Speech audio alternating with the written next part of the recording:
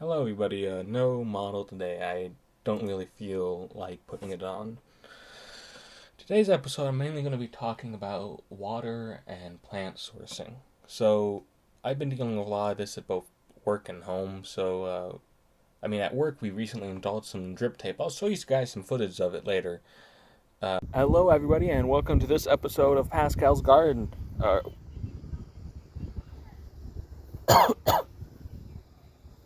Or at least a special segment. Today I'm going to be talking about... Why am I telling you this? I'm going to tell you this in the video. Anyways, this is drip irrigation. This is the process. I'm doing this at work because I don't get a lot of opportunities to look at drip irrigation. But drip irrigation goes from lines like this to dripping little ports like this. Yeah, she hasn't even... but it's a pretty simple system. I'll put a little doodle of what it basically is right here. Wapow. But let's talk more about irrigation and watering, because that's something I really wanted to talk about recently. There's like three main things that you need to consider when you're doing watering. How much water you need, how much water you can waste, and the way you want your plants to grow, right? For agriculture, right, which is where drip tape's used a lot, here in California at least, you can't really afford to waste water. So that's why we make use of drip tape. It's really efficient. One of the most efficient watering methods. There's theoretically like a little more efficient, but I don't want to talk about it right now. Mainly because I haven't seen anyone use it for anything. I read about it in a book one time. It was a book on irrigation. Intravenous irrigation. I'll show a graphic of it if I can find a graphic of it. Technically it works, but I don't really know why you'd go through all the effort of that when you can just pour it on the ground.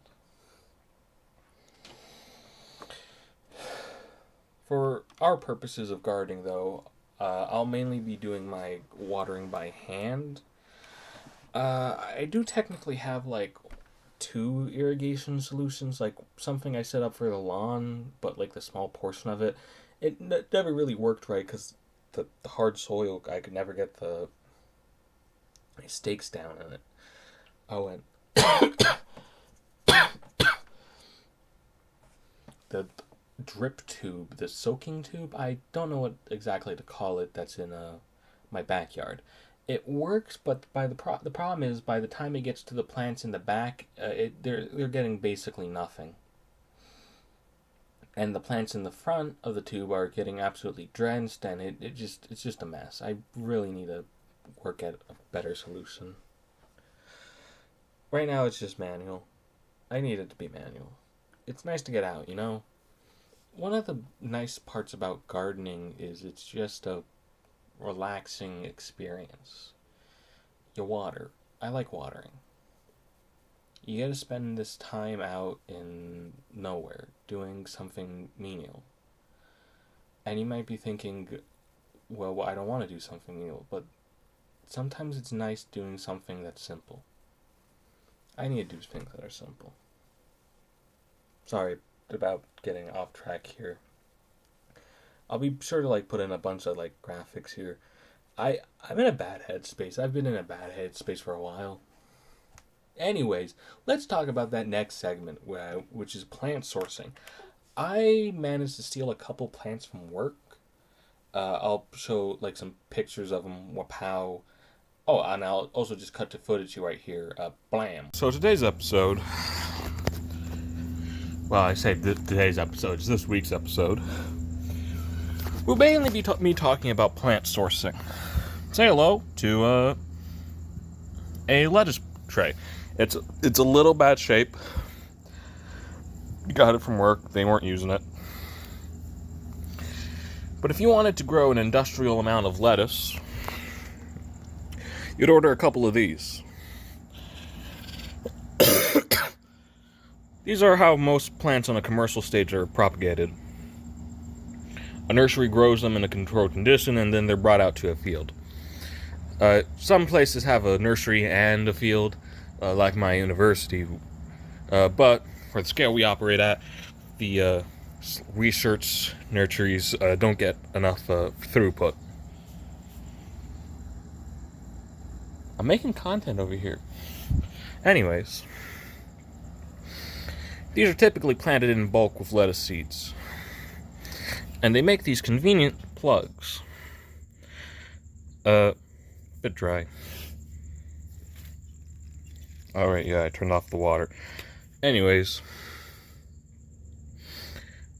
on a commercial scale, these are typically mechanically planted. I'll try to see if I can load up a few pictures of them. It's a pretty strenuous process. I mean, not strenuous, more like stressful. It's like a quick time event.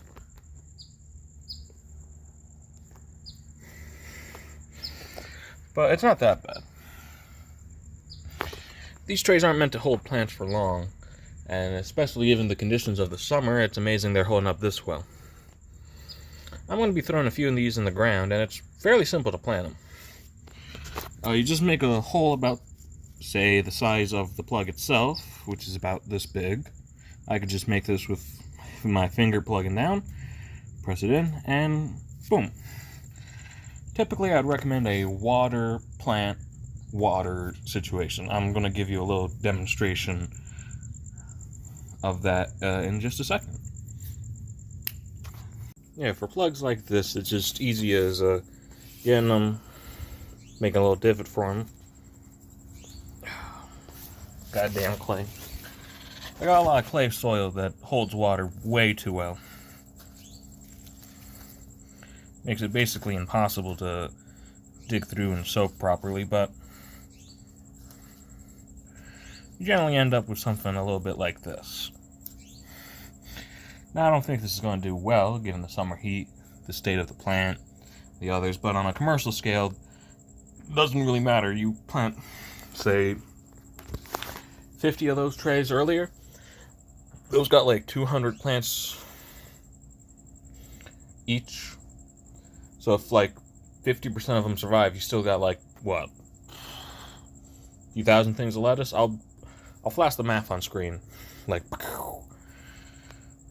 but that's mainly for industrial planting.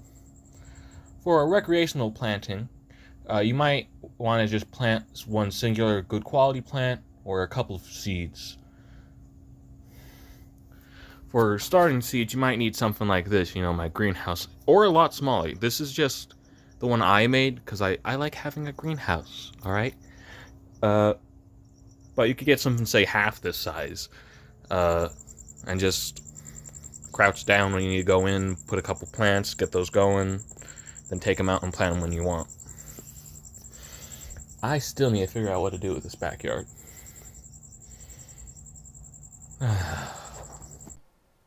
Okay, now that's good. Yeah, so getting plants is a whole ordeal, right? You can go to the store and just buy a lot of plants, but sometimes there's just plants you can't really buy at the stores.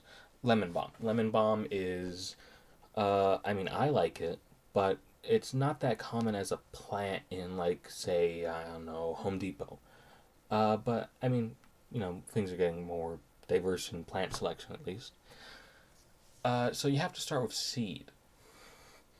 When you're starting with seed, there's a lot of different ways you can do that. You can just sort of freehand it over a plot that you want it to grow, and birds will eat like 80% of it because that's just how this works.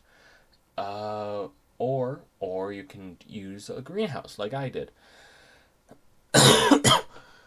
Sorry. Or you can use a greenhouse like I plan to do anyways. Maybe I'll do lemon balm this year. I don't know. Doing something in the greenhouse would be nice though. My lovely sister, wants me to get rid of the damn thing. Now I'm not gonna do that for her. Don't tell her. But she has asked me if I could take it down and put it somewhere else. There's nowhere else to put it, and she never used that plot in the 7, 10 months I was out.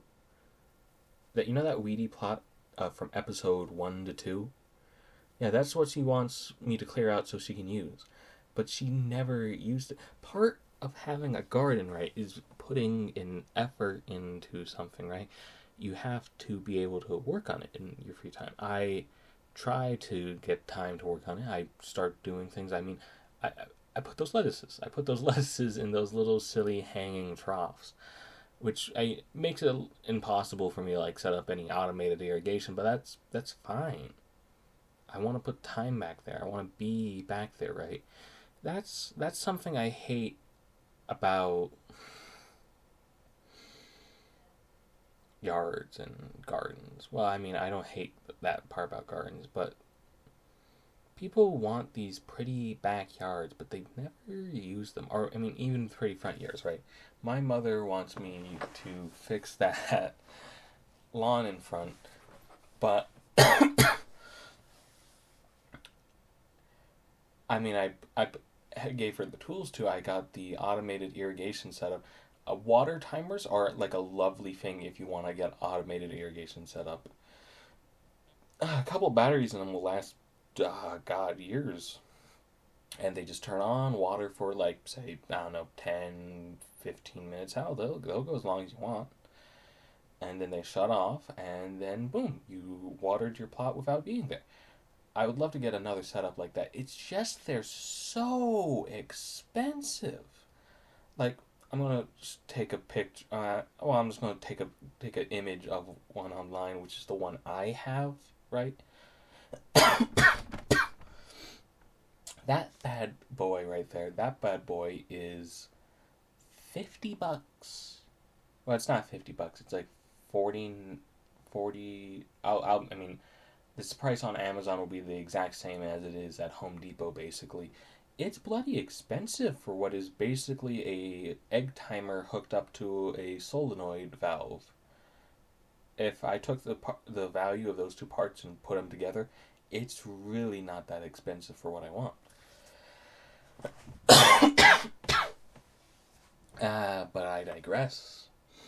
Someone needs to make money. The Rainbird Company. You know, I actually met with a couple Rainbird representatives when I was in college. I really wish I got some of the catalog books they had of all their little irrigation products. You know, they made the impact sprinkler. Well, I say they made the impact sprinkler, but they bought the rights to the impact sprinkler from the guy who invented it just to water his lawn. Because they were like, this guy's a genius. Or, well, at least this product's a genius. And they sold it to the rest of the world. You can go anywhere and see one of those dang impact sprinklers. You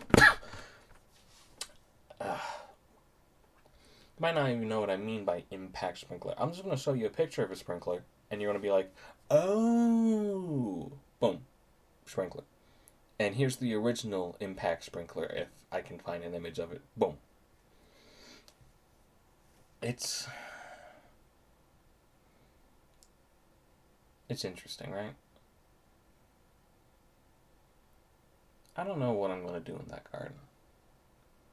Hell, this episode's going to be like the least conventional of all my other episodes. Mainly because I've just been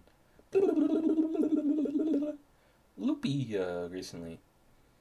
But, you know, you're watching a 21-year-old college student making a YouTube video about trying to fix his home garden. You're not here for, like, a sane, logical person. No one who went to college is sane. No one going to college is sane. It's a madhouse. It's all a madhouse. Everything's a madhouse.